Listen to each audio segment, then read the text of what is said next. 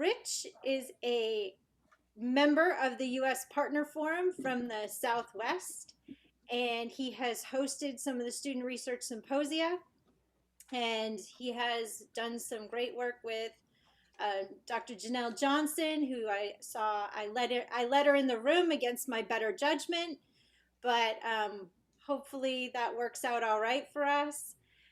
Just kidding, Janelle. Um, and so her and Rich have been doing a lot of work with teacher professional development and the river. And it has been really cool because I've been able to visit them in the summer for a couple summers in a row with their professional development. They have a great model. And so I'll turn it over to you, Rich, to talk about the Southwest and your partnership and your work with data literacy. Okay, thank you. Yeah, I'm really proud of the work all you're doing in the Midwest. I'm a Midwesterner myself, so I'll say a little bit about that. And so good to be back on the water cooler. This is 2 semesters in a row that my class exactly when Jen picked the water cooler. So I suspect Jen of finding out my schedule and planning it accordingly. So we'll see if it happens a 3rd time in a row. So I'm gonna, I think I bit off a little too much in terms of topics. So I'll probably do it in a couple parts, and I may just give a teaser for the work we're doing now. I'll say a little bit about myself and involvement in Globe, and I'll try to keep that pretty short, although one of the things I really like about when I have people come and talk about their careers, I really urge them to let students know, like, what is the winding path that you took? Because I think all of us, none of us had a very direct path to where we are now and what kind of work we're doing as scientists in Globe. And so I always find that fascinating. So you all have to be a victim. I'll try to make that pretty quick as a first part. Then I want to talk about our partnership at Multistem in Denver. So it's not just Metropolitan State University of Denver, but also we have a major contributor at Community College of Denver. So I'll do that, and I'll show some slides for that. But actually, to introduce that, with Janelle's permission, I'm going to show a 3-minute video that we showed last year at the NSF STEM for All video showcase. And so I also want to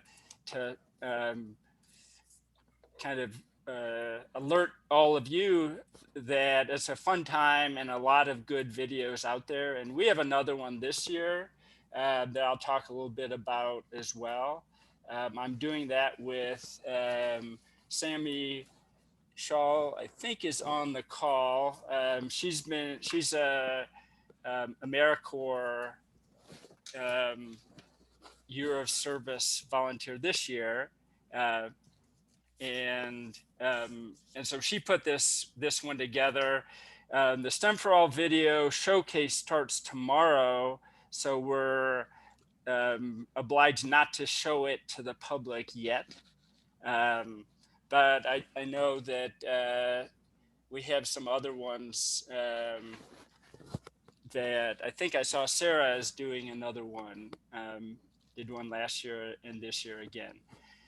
So let me go through the third thing, if we have time, and I think I'll give you a quick teaser and not really go into it, is the place-based data literacy that we're starting this year.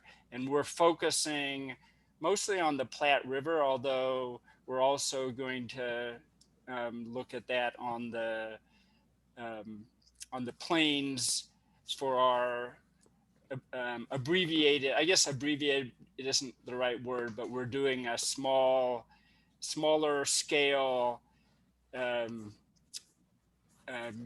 professional development, our usual June Institute is going to be a little smaller given the circumstances. Although we're really happy Nate, I think, is going to come up and join us in Denver. So we're really looking forward to that. Okay, um, so I'll go through pretty quick. I I always consider myself kind of a newbie still in Globe. I think Janelle and I joined Globe, I think in 2015. We had our first Globe workshop in Denver in 2016, and we had all of 2 people showed up for it. And one person was taught in Switzerland, but he wanted to do Globe stuff there, and he was home on vacation in Denver. But pretty soon, we had a big workshop with Jen Hammonds in Eco Schools, and we also, through Janelle's magic, got a good NSF grant that has really kept us busy for 3 years, or really 4 years, with an extension. Um, so I'll say a little bit about that in describing what we're doing with our partnership. Um, the 2-minute version of my life flashing before my eyes. Going back, one of the things that I kind of owe to my parents, really a fascination for the outdoors and love of outdoors. My dad was a grad student, but we had no idea we were poor.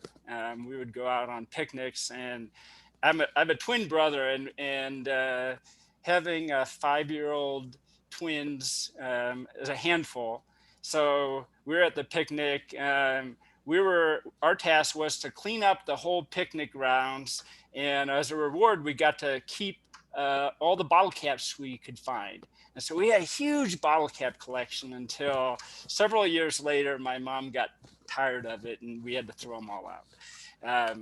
But kind of learned kind of to love the nature, really leave things better than you found them.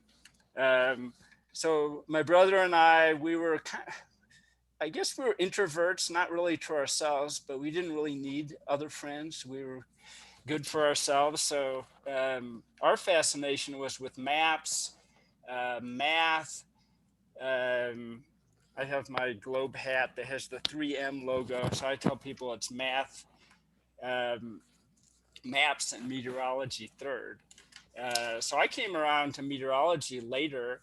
I was a physics major first, but really I wanted to apply the physics to the natural world. So I got into geography. It was my first love, really. We used to have tons of games we would play with maps.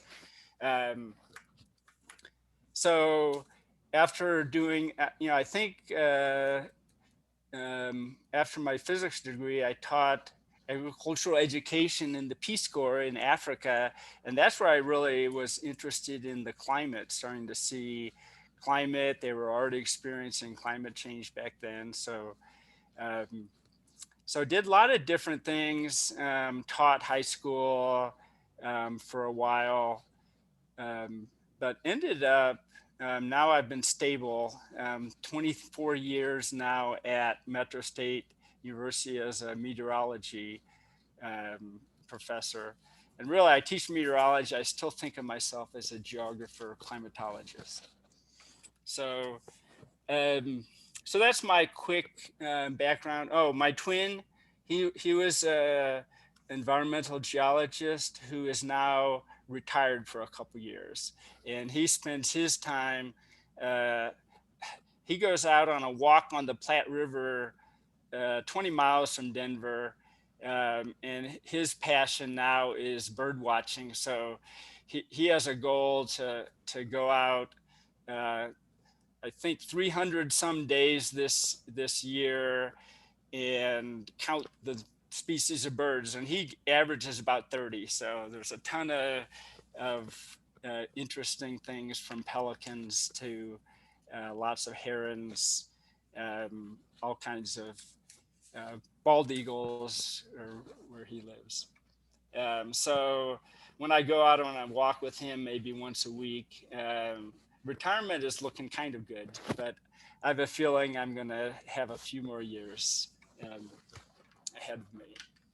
So, as a Globe partner for the Southwest, we cover Texas all the way to Utah, although Texas is probably the big stronghold, but we're really happy that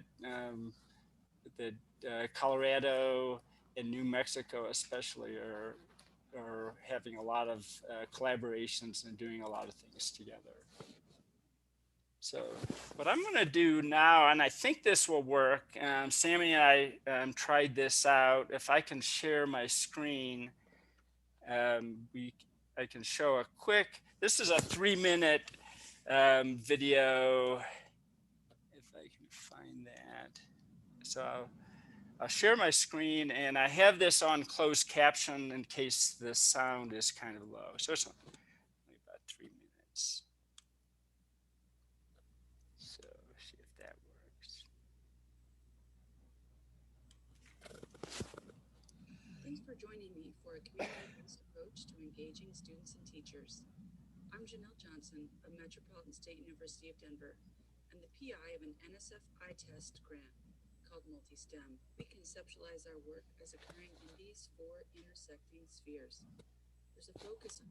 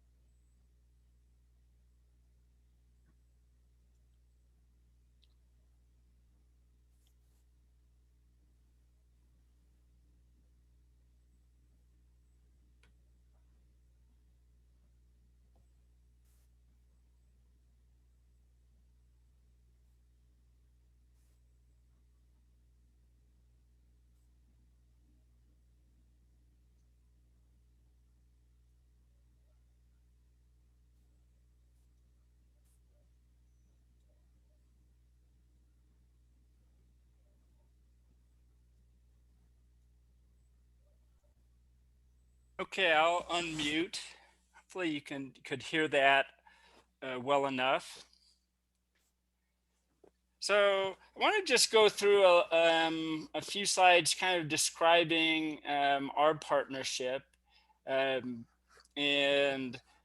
you'll see that a lot of this has really benefited from our collaborations with Globe people within our region, but also a lot of you that are here in the water cooler from across the country in terms of Globe. So our team, really is a team in terms of the collaborator. Janelle sometimes refers to me as her partner in crime. I prefer to think of it as a partner in good deeds that sometimes go unpunished. Linda Sievertson and Dawn Cummings teaches at the Community College of Denver, and I think the key role she plays is one of the things I'll talk about later, a collaboration with her course and Community College of Denver students that take a field course in methods down in New Mexico. And essentially she has a whole string of students that did not seem to be on a trajectory towards a career in science suddenly get turned on in doing field research. And a few others. We have Sammy is our AmeriCorps environmental educator this year, and I'll advertise our STEM for All video in a minute. Another thing, another person actually, when we started collaborating with him, was also AmeriCorps, but his project I'll talk about later was really related to career exploration and really looking at the providers of STEM activities, after school activities, other things, and bringing students to look at those kinds of things and really get excited about STEM careers. But I think as the video mentioned, we had a lot of this, we were able to hire a lot of the student research assistants, both from Dawn's group, but we had others that were involved with the teacher training, but also in the research involved in the grant.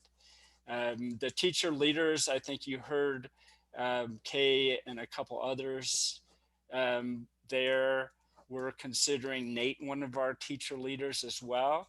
A very important part of our team. And then we have participant observers. One of the things we've had a lot of Globe partners come to our summer institutes, and I think really call out. I think Jen and Mike Jabat came to 3 in a row, but I think a lot of the others on the call, Christy, Marley, and others, also John Risby, I think maybe has come to all 3 of them as well.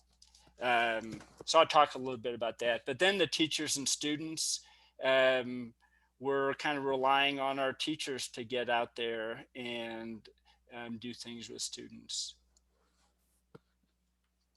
So this is, I wanted to call out, you saw this one, the video for All showcase. Someone named Jen Bourgeot did one last year, but then we have several here.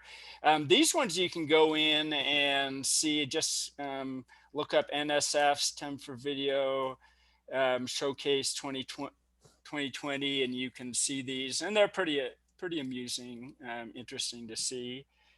And this year we also have some of the same ones, Sarah again, John Moore again. I included a couple, Janelle had one that's not directly related to Globe, but a couple others, Janelle and Shoping, who runs our Center for Advanced STEM Education, that really supports our partnership also has STEM for All video. So this one here, place-based data literacy, protecting the Platte, may give you a little hint about some of the work we're doing there. But I think we're obliged to not show the videos yet until the video showcase opens tomorrow. So some of the things that really have guided us, and I think with Janelle kind of as the leader here, we've really looked at STEM equity, and we defined something called focal students. And I think the definition is interesting that when we've had workshops and had teachers think about what are those students that don't get engaged for one reason or another. How might you get engage those students? And so I'm not sure that we've ever come up with one definition for focal students, because I think there are lots of different ones. And I think what we found is by getting that engagement of those focal students, in a sense, it enhances the whole classroom. I think we've also really have a community of leaders and teachers, and I think this goes right along with Globe, that Globe really, a lot of the success, we can look at the group of people here, and so much of that comes from kind of that community. We really look at Earth as a system, as a focus. We're looking at place-based learning, and we've always kind of looked at problem-based learning. And we're kind of moving towards more and more really getting into the nitty-gritty of data literacy. And before you can, I mean, an important aspect of data literacy may be taking those observations, and how do you get that, create that data?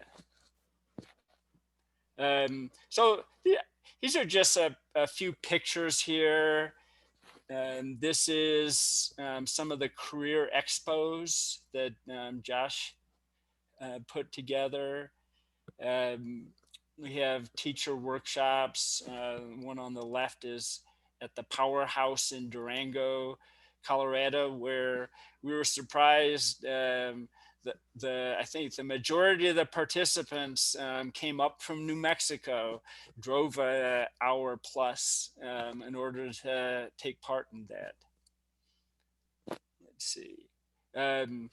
Our teacher leaders are pretty special. That these are some of the teachers that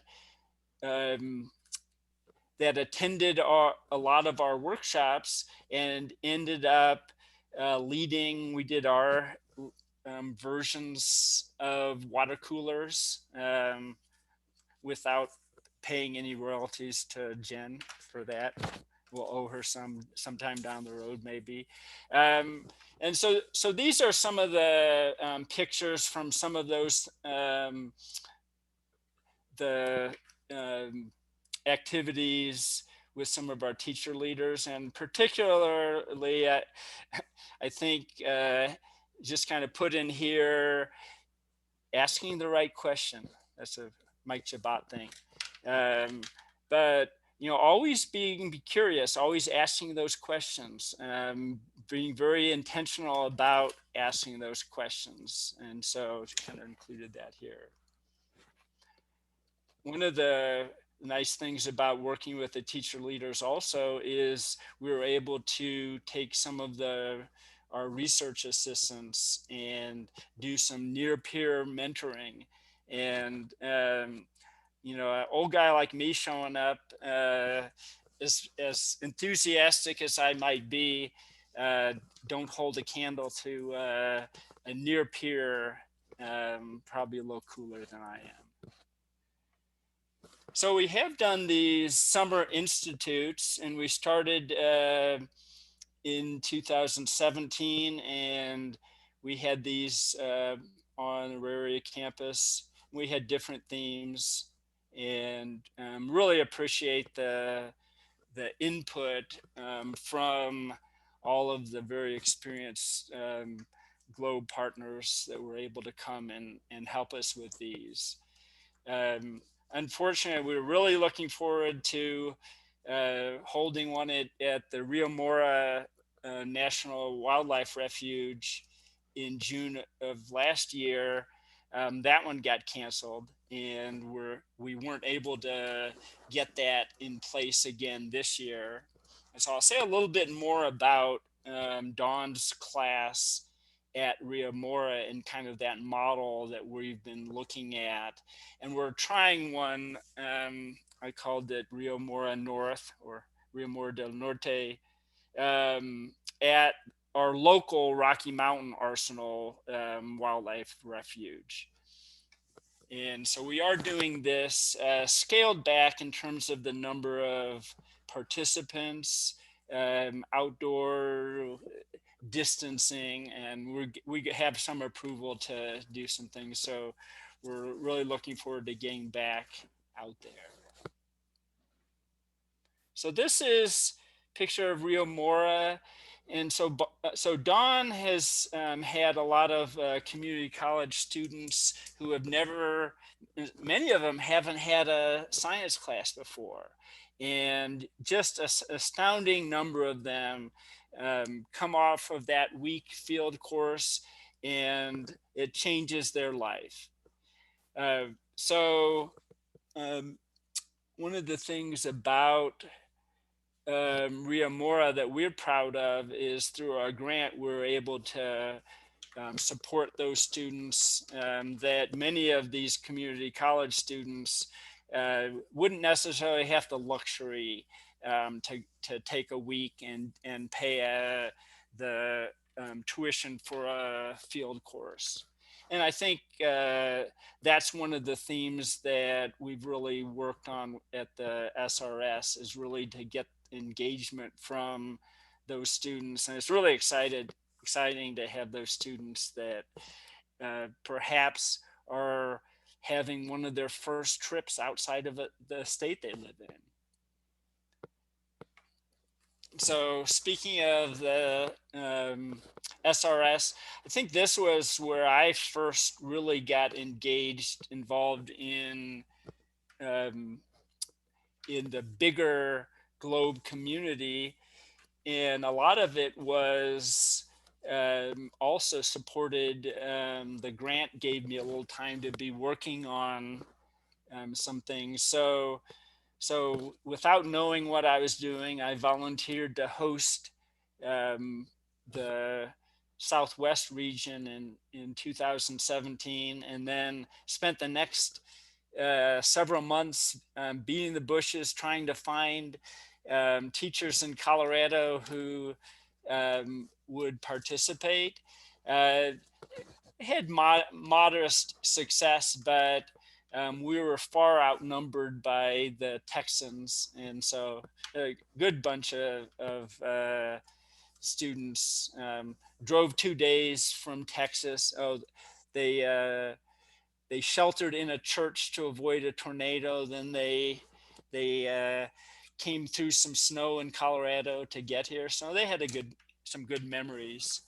I also was the lead for the next year. We decided it would be fun to do one in Boulder, and the people from the GI office and others who are now doing the Earth System Science Collaborative, John Risby, Deanna, and others were a big help in this one, especially in doing the student activities. Of course, we were, I was also able to go up, wanted to see what another SRS was. So I was able to go up to our Northwest region, even bigger than our Southwest region, and go to the one in Bozeman. And then thought I did an okay job, but of course Nate and his group at Mescalero, New Mexico, put on a show that I don't think I could rival even trying it again, having seen that. But it was at the Inn of the Mountain Gods, is where we were staying on the Apache land. And this was what if you look on the upper right, this is a great globe symbol, I thought. That was what I saw outside my hotel window, was this fire pit in the shape of the globe with the kind of a negative sculpture of the continent. So there's North America, and so I can kind of look out there. So that was a fantastic one. We're a little sad that we've missed 2 years in a row. We were all set to go down to Austin in 2020. So we'll have to see where we go from there. We were inspired to say, I think in our work, we've, for whatever reason, I think just the type of teachers that we've worked with, a lot of them have been upper elementary. And while the SRS does go down to 5th grade, we found that we were thinking, well, could we do kind of a local SRS that's a little easier with younger students? And so we tried this last year in 2020, and we actually combined it with a STEM Expo. And so I think as a first try, it was really nice. We're able to get some people in. I think you saw the Navajo prep students on that video. One of our great partners here is Annalise herself. She's done water coolers for us for a group called Curls on the Block. Mostly African American girls that really have really going into STEM. So looking at various things, including hair, as an entree in terms of looking at STEM topics. So I think I'm going to stop sharing at this point. Let's see. So I thought we could have some conversations, and I think, well, let me just run through these. I'll just run through these real quick without really saying a whole lot about this. Here's Samantha, and oh, I'm a movie star too now. Here I am doing measuring out along the banks of the Platte River. And so the Platte River, we had a couple spots here right in downtown Denver. So it's kind of interesting to see what kinds of things are we seeing in downtown Denver. And I know from experience, I walked 20 miles downstream. A lot more wildlife up there. You know, we see, although surprisingly number of winter ducks. I'm really happy the swallows are back. So I've walked this, walking in and out, back and forth from home to school for years and years. So it's a pretty special place to me. And this was a Arapaho and probably Cheyenne land. And so this is Little Raven. Raven is my brother's nickname. So that's kind of a nice touch. So finally, this is, we're continuing the theme with place-based data literacy. We're finally getting back to our 4th annual Summer Institute. And this one is really place-based data literacy is going to be the theme of this. I cheated. This is not actually the arsenal. This is, I'll stop sharing. That one was, I happened to be going to Missouri, where I'm from, last year, and stopped by the National Tallgrass Prairie Refuge, which is pretty interesting. So I guess and maybe I'd be interested to hear from you all what kinds of things you think about when you think about place-based, and how important is that place in terms of looking at globe. And I think it's pretty important because, you know, whether you're talking about problem-based or place-based, it all starts with that place, and it's not just the place itself, but it's the place through time. How is that place changed through time? So all of those, whether it's looking at change through the seasons, change through the decades, climate change, all of those things relate to a lot of the problems we're facing that really are specific to the places we are, and yet they're very similar in all these different places. So I'll stop at this point and see if there are questions or comments. And I have not been following the chat. Any questions from the group?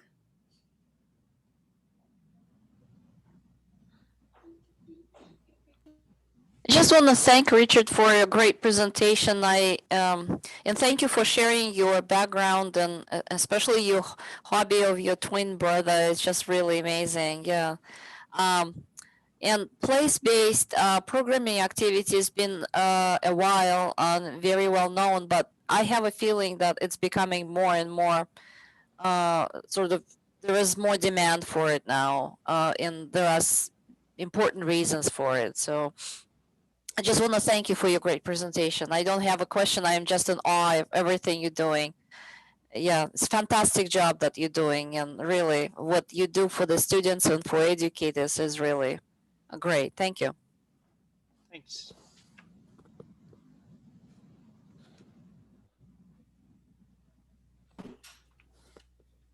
Questions? Yeah, I can echo that as well, Richard. You do a fantastic job, and it's good to see you again, my friend. So hopefully, when we get up to you, when I come up to you in June, have a good conversation.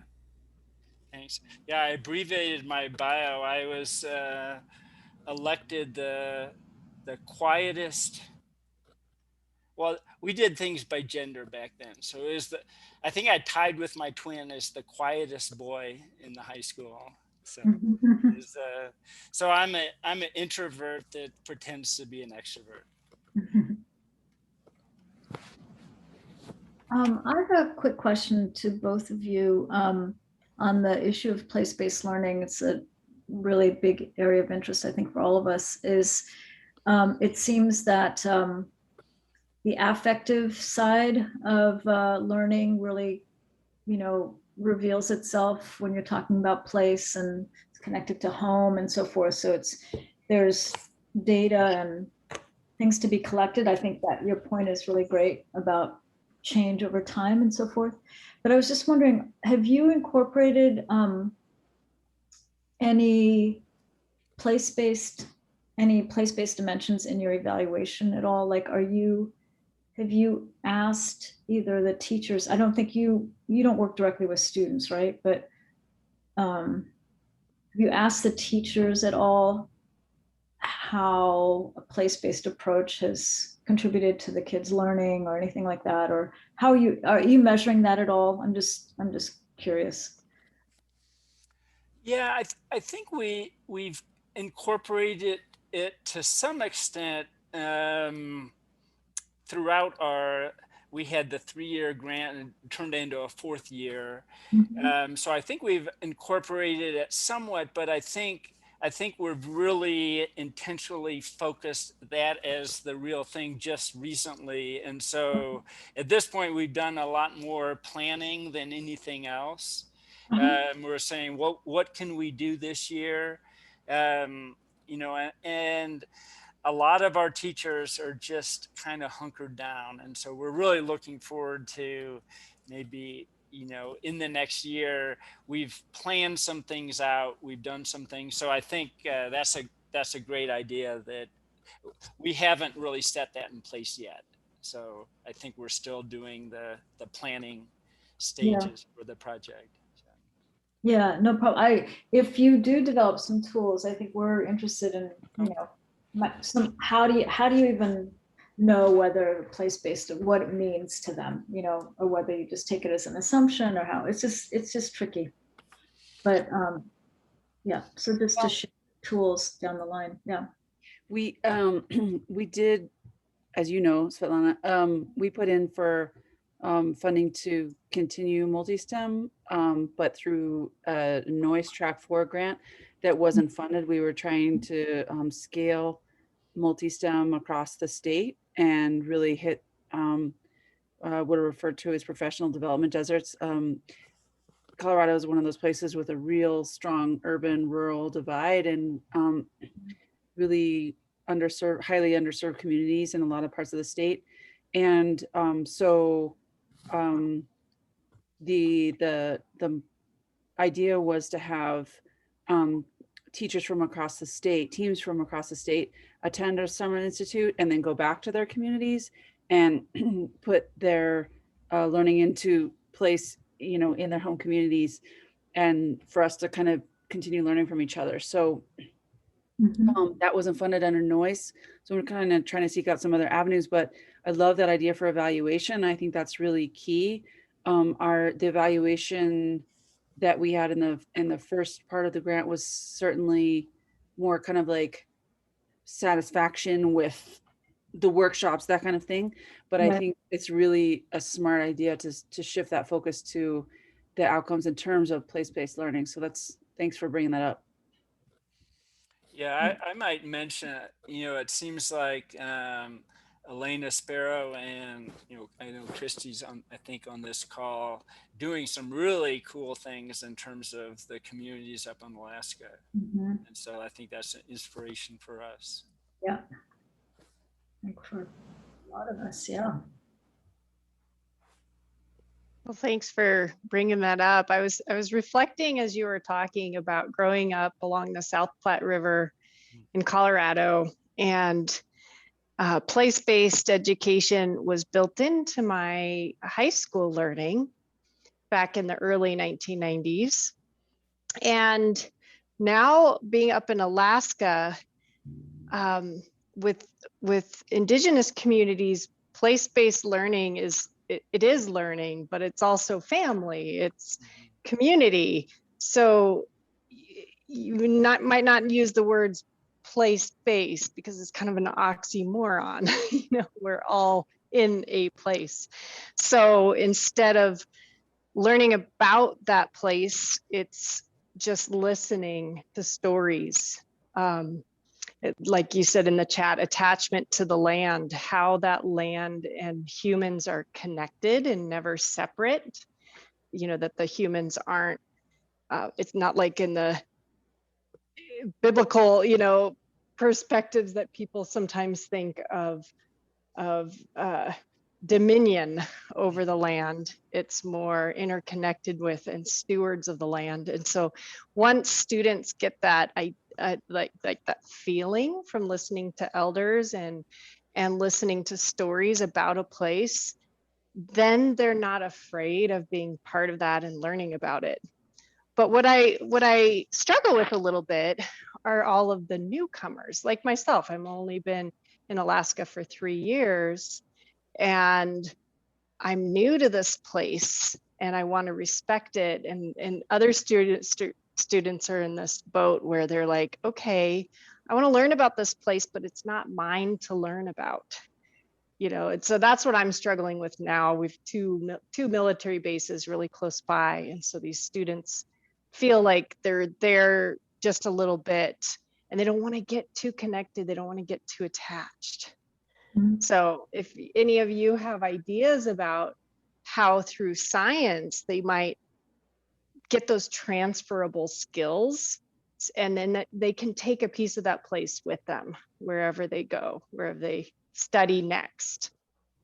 That's kind of a reflection that where I'm at right now.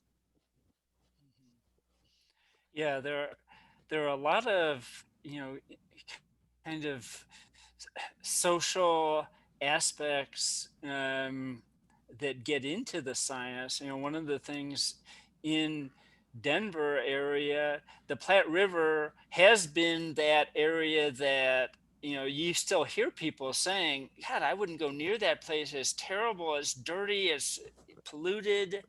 It's changing, and guess what's changing when it's getting to be clean? Then that's the place that the gentrification is going to take place. As soon as it's habitable, or we start to deal with the environmental justice issues, the flip side of that might be gentrification. That because it's a nice place to live by a river. Okay, it's getting to be, it's 4 minutes after the hour, and I don't want to call an end to this because this is just a conversation that I think the Globe US community really needs to have. So, so I am going to call it because we've been on for an hour, but I do want to pick this up at some point and continue this conversation for sure, because there's a lot here. Madeleine put something in there about groups that will not attach to the land, or it's even not safe. I mean, we there's a lot here to explore. So I'm gonna take that conversation um, and figure out how we can have that conversation in a facilitated way, I think, and hopefully come out with some, different things that people are doing, different conversations that we can have, and maybe ways that we can support you in helping teachers and yourselves move further along in those conversations yourselves, place-based. So I think that is where we'll end it today. And yeah, Kevin O'Connor has some great stuff on this place-based PD. So maybe Kevin can even present to us or have a good conversation with us too, because I think he has some great stuff. So next week, we're at a different time. I hope all of you can make it and be a great audience for the students that will be presenting along with their teacher about the Science Cafe. I think that that'll be a great one. And, if we could have these science cafes, more of them across the country, I think that would be another step. So I'll see you all next week, hopefully at a different time, but same day.